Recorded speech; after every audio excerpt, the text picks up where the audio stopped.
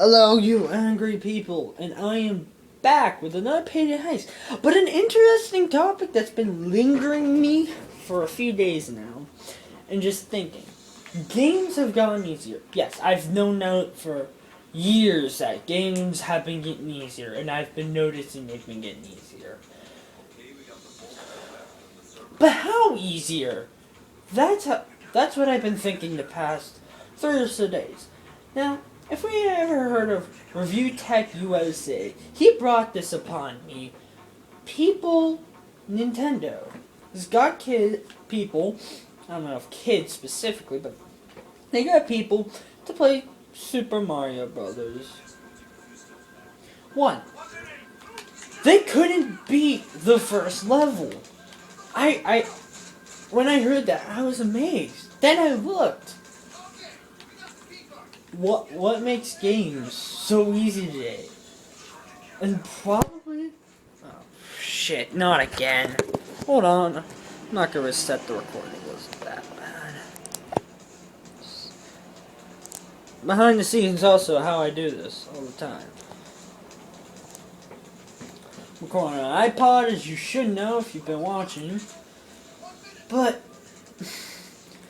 He got an article of games getting easier. About people can't beat the first level of Mario Brothers, as I said. And how, what makes them so much easier? Is it because they focus too much on flashiness? Or what? And then I've been looking at games these days. They hold our hands. And not just a simple small tutorial. They've held our hands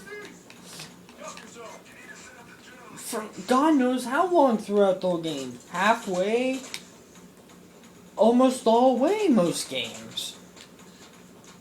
Some games, not most. I'm sorry. We've been getting worse how we don't explore the game as much. Or actually get basic concepts of a two-button layout of running and jumping. And it amazes me how. Now, I've been a gamer for God knows how long. Since I think I was 3, I first played Mario Brothers 1. Now, yes, granted, I was 3. I couldn't beat the first level with the absolute ease. Come on. Come on, when you were 3 years old and you played your NES and you played Super Mario Brothers 1. Shit! Okay, this is twice. If this happens one more time, I'm resetting this recording. And good. Tell me, as a kid, how hard was it to beat the first level when you were like 3, 4, if you can remember? Just put it in the comment section below. Ah, crap. Time to take out my change. Okay, but that's beside the point. I told my friend this. He even couldn't believe me. But... and I couldn't even believe what I've heard. Why the hell am I getting a hostage? It's a single player. But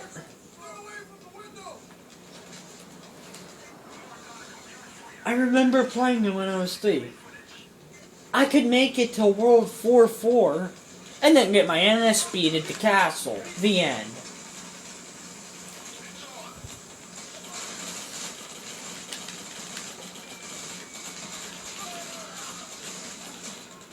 And another thing that got me as I played the game. Every time I lost all my lives, or every time I lost one life, let's just begin with that, I'd have to restart from the beginning or the checkpoint. The beginning if there's no checkpoints, or if I haven't made it halfway through, or whatever set checkpoint they put in. If there's a checkpoint, as I said. And then, and I'm like, okay, there's some punishment in that. You're redoing some of the level. That's not bad. But then you lose all your lives, but then you have to restart the game. And that's with Sonic 1 and 2, except the difference for them is that you have continues, which, yes, makes the game a bit easier and much more forgiving for the difficulty Sonic 1 put up. Not fully Sonic 2. No offense to that game. I'm using that as an example because other than Mario, and it's the only other real classic I have played. And if you ran out of continues and lives, you'd have to start from the very beginning. And let me tell you something, that pissed people off in Sonic 2 when they were reversing the Death Egg robot. No reason why that's hard. Other than you have no rings. But if you've noticed, all the gamers, though, that are good, you see those famous people who are like in their 20s, 30s, they've gamed, and they've gamed for a long time. They game with like people that, with big not community games, what the hell am I talking about? Big AAA titles for their time, which was Mario, and they were hard. But if you see people who started gaming in the 21st century, you'll notice a big drop in how good two people are. Now, yes, I did start gaming in 2000s. I believe 2000, 2001? Hold on, I'm trying to think and make sure I don't make this fiction.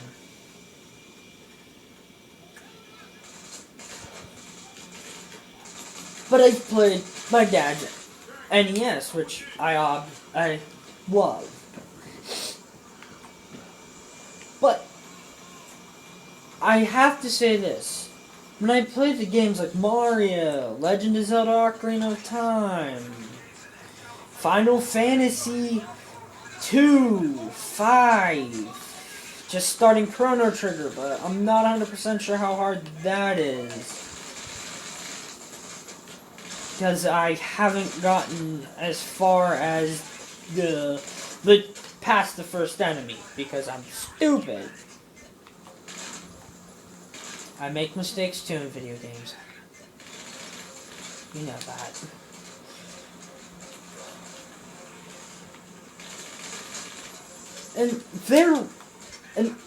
But the Final Fantasy games that I have played, I will admit, they're hard. Final Fantasy V, you got more than one leveling up system to worry about.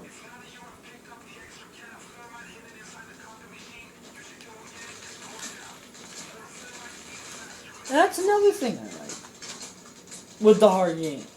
Another thing I like with the hard games, excuse me, is that as they pose a true challenge other than those false difficulty games, or not the false difficulty, but ones that are insane difficulty. They pose as a challenge, but not enough where you pull your hair. Challenges like those these days aren't really hard to pull off. You can make a torturously hard game, especially on those simple sites like Sploder, which I've done. It's fairly easy to make an extremely hard game on there, but one where there's a difficulty but a good one, as in, okay, hard levels but beatable to anyone. Or those games that are easy to pick up, hard to master difficulty levels. Sort of like Mario 1. Easy to pick up. I shouldn't say that anymore, actually. But before, easy to pick up, hard to master. Masters could get through the game several times by wearing a diaper and such and such. I'm just kidding, they don't. They probably pause the game and actually take a pee break. And I almost find it hard to be a gamer myself with games that are just getting progressively easier and noticeably easier too. Call of Duty. I'm sorry, COD fanboys. Your amazing series? Challenging? I think not. It's really... But today, Payday the Heist, I'll admit, this game's actually fairly hard solo. And it actually requires teamwork. Left 4 Dead 2. If you go solo, you're gonna die. And it's that kind of... But that's another thing, is difficulty with co-op. This is what I'm trying to get to, the second point I'm getting to today.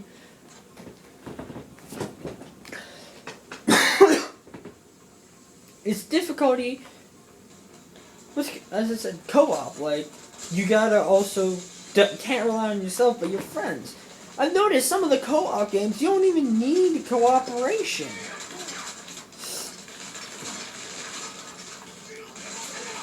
That are meant to be cooperative. And it just aggravates me how you can make a game about cooperation, how you do have, and that if you do not cooperate with your teammate well, you're going to lose. I'm trying to think of a game that does that. I've played it before. I know I've played something like that before. No.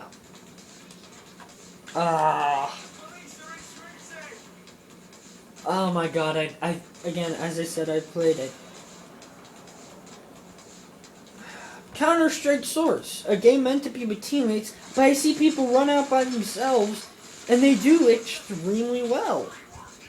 Even me, I can pull that off half the time. On a good day. That is. And it just aggravates me as a gamer, and it should aggravate you gamers. For the fact that you're getting ripped off in difficulty. If you like hard games, I'm sorry, but there's not going to be many throughout the years. And I'm going to have a second topic today, just to let this run on a little bit longer. I had it for a second. Give me a moment.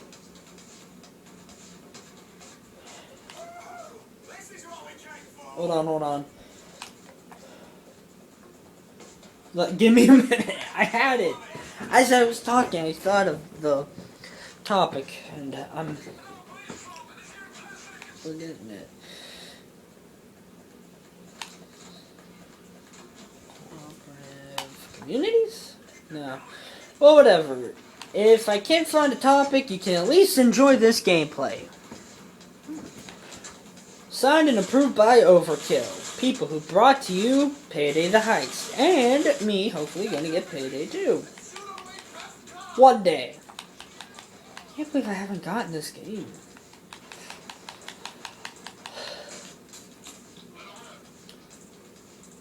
What about the gaming communities? Might as well talk about them. Boy. I really hate gaming communities. Why? It's not that there's very few that I like. I like a lot. The problem is, with community, I've noticed between each games you get like a different set of people. Yes, I get different target rates and such. But you'll get, like, I know the general PSN community, I'm talking, like, as in communities I like Steam and PSN. I haven't really tried Microsoft. I had a little bit of experience with them, but from my experience, I really don't like them as much. Maybe I have to get used to them. But there's the sub-communities, like the gaming communities. And what I hate about them is how bipolar they get between each game. What I mean about that is you can go to one community, they'll be nice as hell. You'll go to another game, and you'll get these guys getting, like, saying your mama jokes. They're not that bad. Unless if they're actually truly offensive. Like, they'll offend you, they'll say you're bad, they'll say you hack when you're doing good. Holy shit! Okay, back to topic.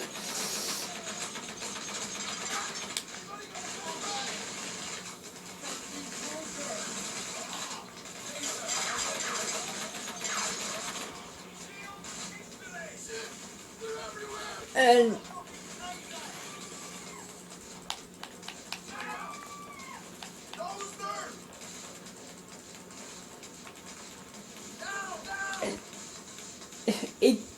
it aggravates me, and it almost repels me to play a game.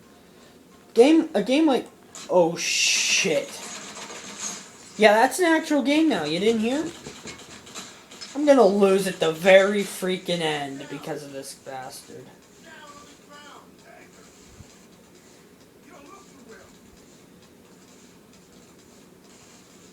Yeah, I lost. Oh well.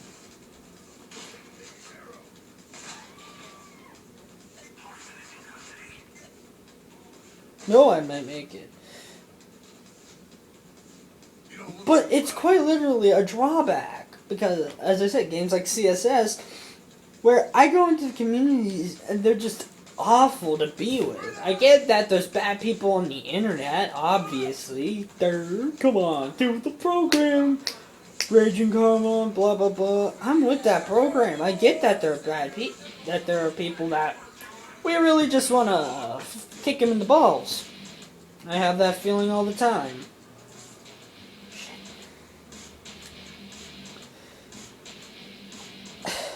And it drags me away from a game.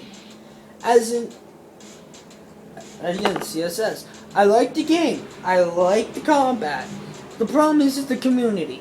The community drags me away from the whole experience and literally takes me away. Alright, next episode, I'll find another topic to talk about, and comment in the bottom about these topics and what you actually think. Do you think gaming's getting easier, or is gaming getting harder over the years? And another thing, communities. What's your opinion about each community?